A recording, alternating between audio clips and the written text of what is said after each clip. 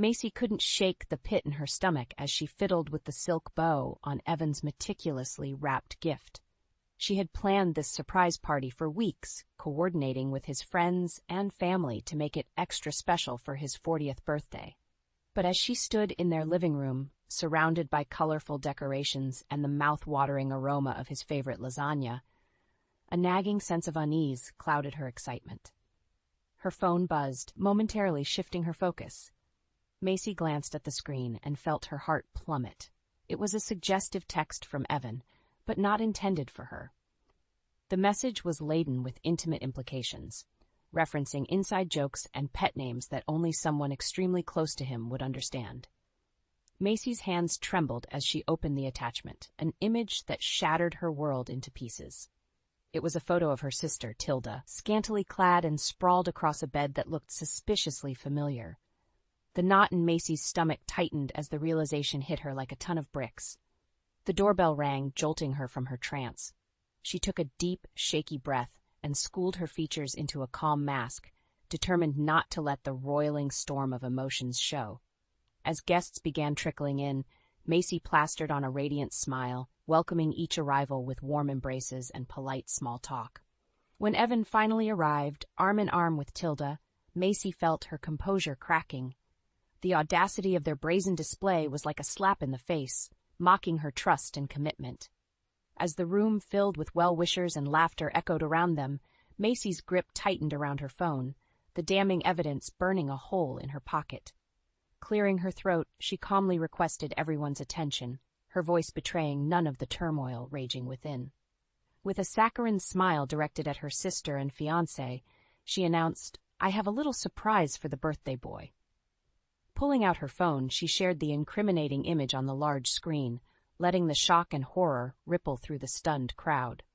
Tilda's face drained of color, while Evan's expression morphed into one of panic. Macy's smile hardened as she met their horrified gazes. "Surprise," she said, her voice dripping with venom. "The party's over." After the disastrous party, I found myself on Leah's doorstep, a solitary duffel bag clutched in my trembling hands. She ushered me inside without a word, wrapping her arms around me as the floodgates burst open. For what felt like an eternity, I sobbed uncontrollably, the weight of Evan and Tilda's betrayal crushing me from the inside out. Once the initial storm had passed, Leah guided me to her cozy living room and handed me a steaming mug of chamomile tea. "Start from the beginning," she said gently, her expression a mix of concern and barely concealed fury. I recounted the nauseating details, from the suggestive text to the damning photo evidence. With each word, Leah's jaw tightened, her knuckles turning white as she gripped the armrests of her chair. When I finished, she let out a low whistle, shaking her head in disbelief. "Those lying, cheating scumbags," she hissed, her voice laced with venom. "Macy, I'm so sorry you had to go through this, but you can bet your ass I'm not going to let them get away with it." A newfound determination flickered in her eyes, and she leaned forward, her expression hardening. "We're going to take them down, piece by piece. I'll handle the legal side, dividing assets, getting your fair share of everything you're owed. But I need you to stay strong and focused. This is war, and we're not backing down until they're left with nothing but the ashes of their deceit." I nodded, a fire igniting within me, fueled by the white-hot rage that simmered just beneath the surface. For the first time since the devastating revelation, I felt a sense of purpose, a resolve to make them pay for their betrayal. Over the next few days, Leah became my rock, guiding me through the intricate legal proceedings with the precision of a seasoned surgeon.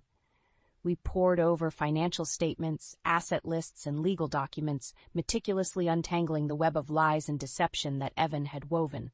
"He's been skimming off the top for years," Leah snarled, jabbing a perfectly manicured nail at a suspicious line item. "We're going to bleed him dry, every last penny." Her vehemence both terrified and emboldened me. With each small victory, a frozen bank account, a seized property, I felt a sense of vindication, a sliver of the pain and anguish they had inflicted upon me being repaid in kind. But it wasn't enough. As the dust settled on the legal battlefield, a hunger for true, soul-shattering vengeance burned within me. Tilda and Evan had not only betrayed my trust, but trampled on the sacred bonds of family and love. For that, they would pay a price far steeper than mere material possessions. I knew then that this was just the beginning, the opening salvo in a war that would leave no prisoners. With Leah's unwavering support and my newfound thirst for retribution, I vowed to systematically dismantle every aspect of their lives until they were left with nothing but the bitter ashes of their sins. Returning to work after the earth-shattering revelation was one of the hardest things I've ever done. My once unshakable focus had crumbled, and even the simplest tasks left me mentally drained. Marketing campaigns that would normally excite me felt like insurmountable obstacles, the words and numbers swimming before my eyes in a jumbled mess. It didn't take long for my boss, Anton, to notice the shift. One afternoon, he summoned me to his office, his brow creased with concern. "Macy, you haven't seemed like yourself lately," he began, leaning back in his leather chair. "Is everything all right?" I considered brushing it off with a half-truth, but something in Anton's sincere gaze compelled me to open up. Haltingly, I recounted the sordid tale of Evan and Tilda's betrayal, my voice wavering as I relived the gut-wrenching moment of discovery. To his credit, Anton didn't interrupt or offer platitudes. He simply listened, his expression morphing from concern to outright fury as the story unfolded. When I finished, he slammed his fist on the desk, making me jump. "Those snakes," he spat, his eyes blazing. "Macy, I'm so sorry you had to go through that, but I promise you we're going to make them pay." I blinked, taken aback by the vehemence in his words. Anton was normally the picture of professionalism, but in that moment, his mask had slipped, revealing a burning desire for vengeance that mirrored my own. "What did you have in mind?" I asked cautiously, equal parts intrigued and apprehensive. A wolfish grin spread across his face. "Your lying, cheating sister fancies herself an interior designer, doesn't she? Well, let's see how far those delusions of grandeur take her when we start systematically dismantling her fledgling business." A plan began to take shape, fueled by my marketing expertise and Anton's ruthless ambition. We would strike surgically, exploiting every weakness and vulnerability in Tilda's budding empire, until it crumbled to dust around her.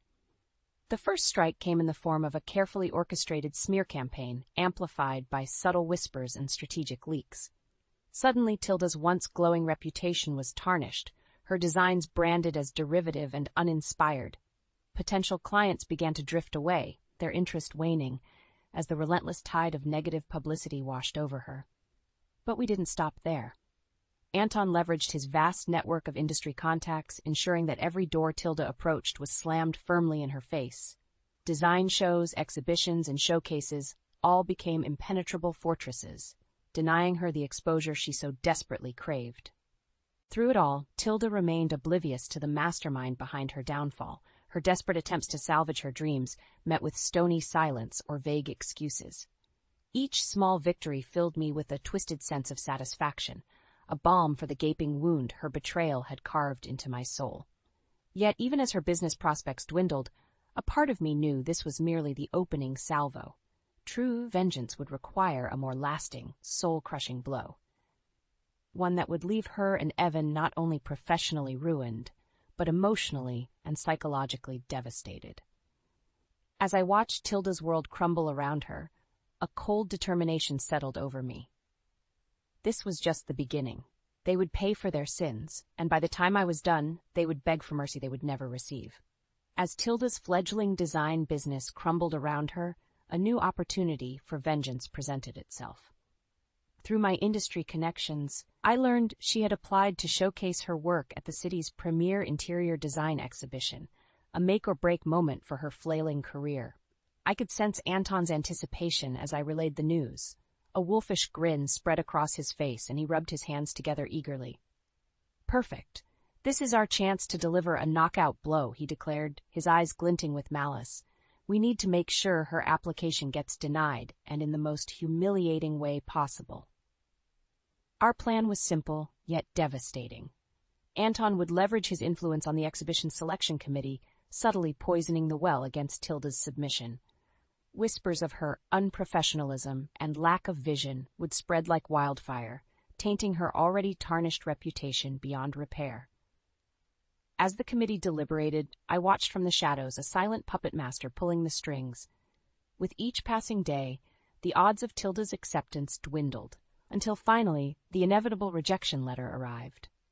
I could practically taste her anguish as I imagined her tearing open that fateful envelope. Her dreams of redemption and validation crushed in an instant.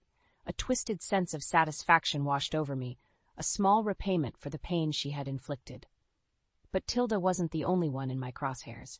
Evan, the lying, cheating snake who had so callously betrayed my trust, was next on my list.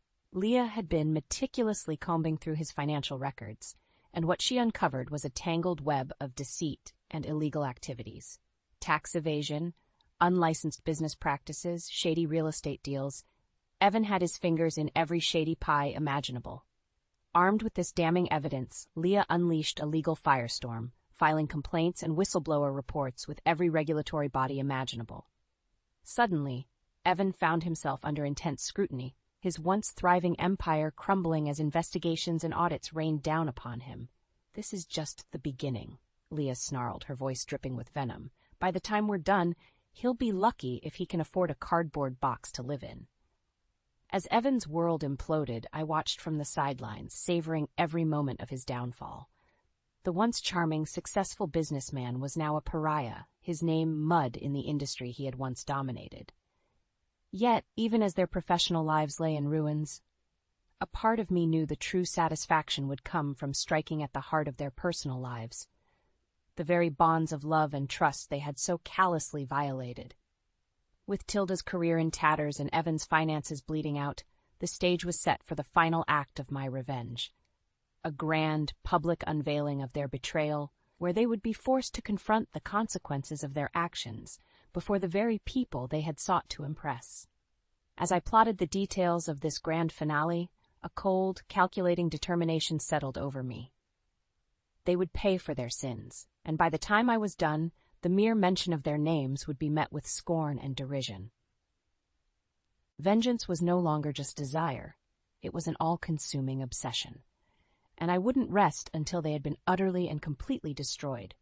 As Tilda and Evan's professional lives lay in ruins, a new opportunity for vengeance presented itself in the form of a high-profile industry event.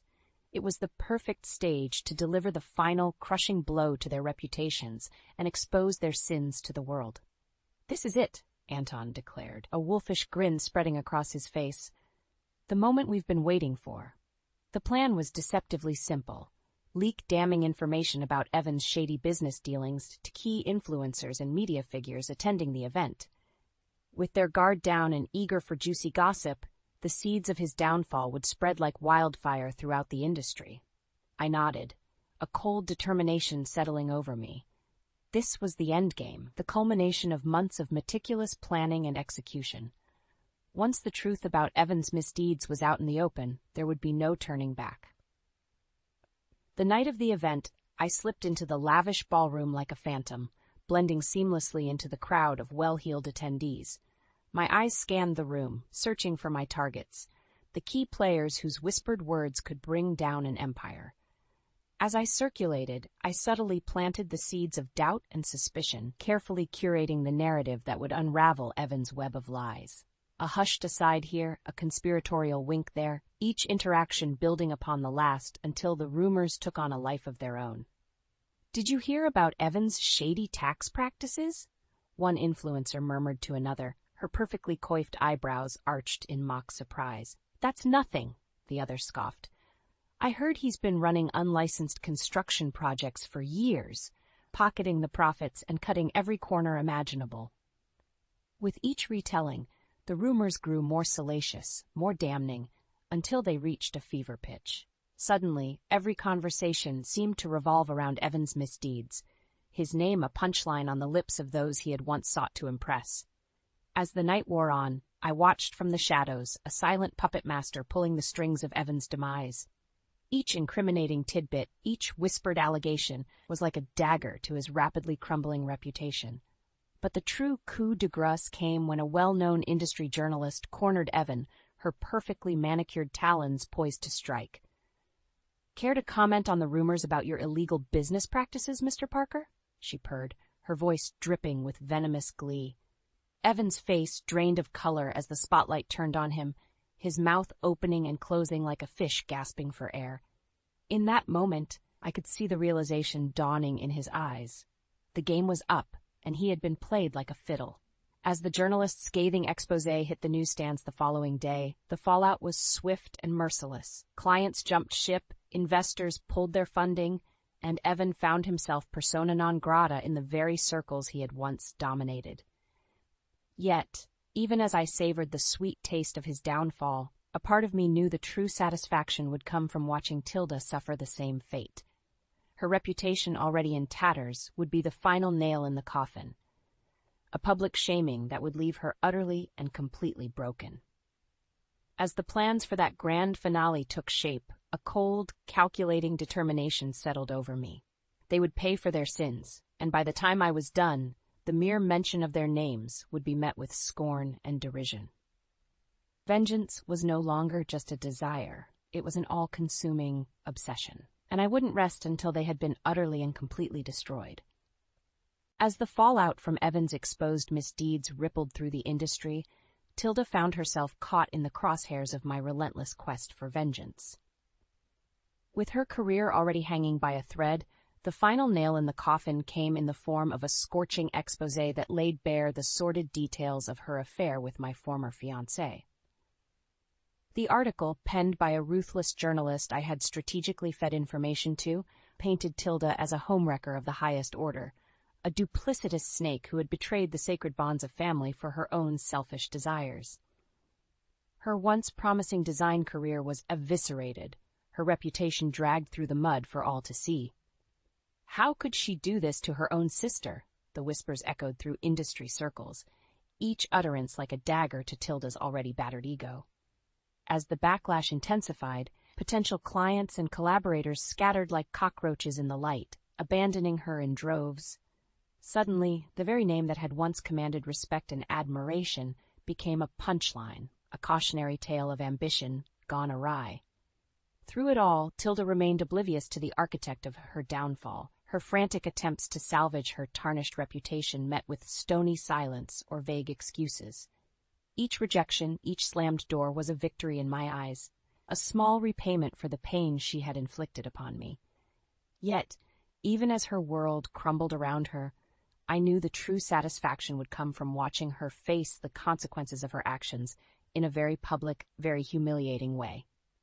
The stage was set at a high-profile industry gala where the who's who of the design world would gather to celebrate the year's achievements. It was the perfect opportunity to deliver the final, crushing blow to Tilda's already shattered ego. As the event drew near, I worked tirelessly behind the scenes, orchestrating a grand unveiling that would leave her exposed and vulnerable before her peers. Anonymous tip-offs to key attendees, careful manipulation of the guest list, no detail was too small in my quest for the ultimate comeuppance. When the night finally arrived, I slipped into the lavish ballroom like a phantom, my gaze immediately drawn to Tilda's nervous figure. She clutched a glass of champagne like a lifeline, her eyes darting around the room as if sensing the impending storm. The first strike came in the form of a whispered aside, a perfectly timed rumor that spread like wildfire through the crowd. Suddenly, every conversation seemed to revolve around Tilda's sordid affair, each retelling more salacious than the last. As the whispers grew louder, more insistent, I could see the realization dawning in Tilda's eyes. Her knuckles turned white as she gripped her glass, her face flushing with a mixture of anger and shame. But the true coup de grace came when the event's host took the stage, his face a mask of barely concealed disgust. "Before we begin tonight's festivities," he announced, his voice carrying through the suddenly hushed room, "I feel it's important to address the elephant in the room." With a dramatic flourish, he gestured towards Tilda, who shrank back as if struck. "It has come to our attention that one of our esteemed guests has not only engaged in unethical business practices, but has also betrayed the sacred bonds of family in the most despicable way imaginable." As the damning details of Tilda's affair were laid bare before the horrified crowd, I watched her crumple, her carefully constructed facade shattering like brittle glass. Tears streamed down her face as the jeers and whispers swirled around her, each utterance a knife twisting deeper into her wounded psyche. In that moment, as Tilda's world came crashing down around her, I felt a twisted sense of satisfaction. A hunger for vengeance finally sated. They had been broken, their reputations and dreams reduced to ashes, just as they had so callously decimated my own. As I slipped out into the night, a cold, calculating determination settled over me. The war was won, and the spoils of victory were mine to savor. Tilda and Evan had paid the ultimate price for their betrayal, and they would forever be branded as pariahs in the world they had once sought to conquer. Vengeance, it seemed, was a dish best served utterly and completely. The aftermath of Tilda and Evan's public disgrace was like a wildfire, consuming everything in its path. No corner of the industry was left untouched by the sordid tale of their betrayal, their very names becoming synonymous with deceit and moral bankruptcy.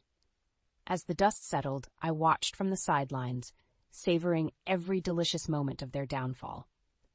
The once charming, successful pair had been reduced to pariahs, their reputations in tatters and their futures hanging in the balance. It was a sight to behold, made all the sweeter by the knowledge that I had been the architect of their demise. With each scathing article or whispered insult, I reveled in the knowledge that my thirst for vengeance had been quenched, their suffering a balm for the wounds they had so callously inflicted. Yet, even as the world turned against them, Tilda and Evan remained oblivious to the true mastermind behind their downfall. Their frantic attempts to salvage their reputations were met with stony silence or vague excuses, leaving them grasping at straws as the tide of public opinion turned decisively against them. It was a delicious irony, really. The very people they had once sought to impress were now the ones casting them out, their names mud in the circles they had once dominated. Each rejection, each slammed door, was a victory in my eyes, a small repayment for the pain they had caused. As the weeks turned to months, the fallout only intensified. Tilda's once promising design career crumbled to dust, her name becoming a punchline in the industry she had once sought to conquer. Potential clients and collaborators scattered like cockroaches in the light, abandoning her in droves. Evan fared no better, his real estate empire disintegrating under the weight of legal battles and financial ruin. Investors pulled their funding, clients jumped ship, and suddenly, the man who had once seemed so untouchable was reduced to a mere shadow of his former self. Through it all, I watched in silent satisfaction, relishing every moment of their suffering. It was a sweet, intoxicating revenge, a punishment befitting the magnitude of their betrayal. But the true coup de grace came in the form of a high-profile industry gala, where the who's who of the business world would gather to celebrate the year's achievements. It was the perfect opportunity to deliver the final, crushing blow to their already shattered egos. As the event drew near, I worked tirelessly behind the scenes, orchestrating a grand finale that would leave them exposed and vulnerable before their peers. Anonymous tip-offs, careful manipulation of the guest list, no detail was too small in my quest for the ultimate comeuppance. When the night finally arrived, I slipped into the lavish ballroom like a phantom, my gaze immediately drawn to Tilda and Evan's nervous figures. They clutched drinks like lifelines, their eyes darting around the room as if sensing the impending storm. The first strike came in the form of a whispered aside, a perfectly timed rumor that spread like wildfire through the crowd. Suddenly, every conversation seemed to revolve around their sordid affair, each retelling more salacious than the last. As the whispers grew louder, more insistent, I could see the realization dawning in their eyes. Their knuckles turned white as they gripped their glasses, their faces flushing with a mixture of anger and shame. But the true coup de grace came when the event's host took the stage, his face a mask of barely concealed disgust. "Before we begin tonight's festivities," he announced, his voice carrying through the suddenly hushed room, "I feel it's important to address the elephant in the room." With a dramatic flourish, he gestured towards Tilda and Evan, who shrank back as if struck. As the damning details of their affair were laid bare before the horrified crowd, I watched them crumple, their carefully constructed facades shattering like brittle glass. Tears streamed down their faces as the jeers and whispers swirled around them, each utterance a knife twisting deeper into their wounded psyches. In that moment, as their worlds came crashing down around them, I felt a twisted sense of satisfaction. a hunger for vengeance finally sated. They had been broken, their reputations and dreams reduced to ashes, just as they had so callously decimated my own. As I slipped out into the night, a cold, calculating determination settled over me. The war was won, and the spoils of victory were mine to savor. Tilda and Evan had paid the ultimate price for their betrayal, and they would forever be branded as pariahs in the world they had once sought to conquer. Vengeance, it seemed, was a dish best served utterly and completely. In the aftermath of Tilda and Evan's brutal downfall, a strange sense of emptiness settled over me. For months, my every waking thought had been consumed by the all-consuming fire of revenge, a hunger that had driven me to systematically dismantle every aspect of their lives. But now, as the dust settled and the ashes of their ruination lay scattered at my feet, I found myself adrift, unsure of what direction to turn. The thirst for vengeance that had once fueled my every move had been quenched, leaving a hollow void in its wake. It was Leah who finally jolted me from my malaise, her no-nonsense approach cutting through the fog of uncertainty like a knife. "Enough wallowing," she declared, fixing me with a steely gaze. "You've won, Macy. You took those snakes down and made them pay for what they did to you, but now it's time to move on and focus on rebuilding your life." Her words resonated deep within me, igniting a spark of determination that had long been smothered by the all-consuming pursuit of revenge. She was right. I had achieved what I had set out to do, and dwelling in the ashes of my victory would only serve to hold me back from the bright future that lay ahead. With Leah's unwavering support, I began to piece my life back together, one step at a time. The legal battles and asset divisions had left me with a comfortable financial cushion, allowing me to take some much-needed time to reassess my priorities and chart a new course. It was during this period of self-reflection that an unexpected opportunity presented itself in the form of a promotion at work. Anton, ever the shrewd strategist, had recognized my potential and was determined to reward my unwavering dedication to the company. "You're a force to be reckoned with, Macy," he declared, a hint of admiration in his eyes. "With your talent and drive, there's no limit to what you can achieve." As I stepped into my new role, a renewed sense of purpose flooded through me. This was a chance to start anew, to leave the painful memories of Tilda and Evan's betrayal in the past and forge a path towards personal and professional fulfillment. The road wasn't always easy, of course. There were moments when the ghosts of my past would rear their ugly heads, threatening to drag me back into the depths of bitterness and resentment. But with each obstacle I overcame, each challenge I conquered, I grew stronger, more resilient. And as the months turned to years, something remarkable began to happen. The wounds that had once seemed so raw and agonizing began to heal. The bitter ashes of vengeance that had fueled my every move faded, replaced by a newfound sense of peace and self-acceptance. It was during this period of growth and transformation that I found myself opening up to the possibility of new relationships, forging connections with people who saw me for who I truly was. A survivor, a fighter, a woman who had stared into the abyss of betrayal and emerged victorious. As I looked back on the long, tumultuous journey that had brought me to this point, I couldn't help but feel a sense of pride and accomplishment. The road had been fraught with pain and heartbreak, but I had emerged on the other side, a stronger, more resilient version of myself.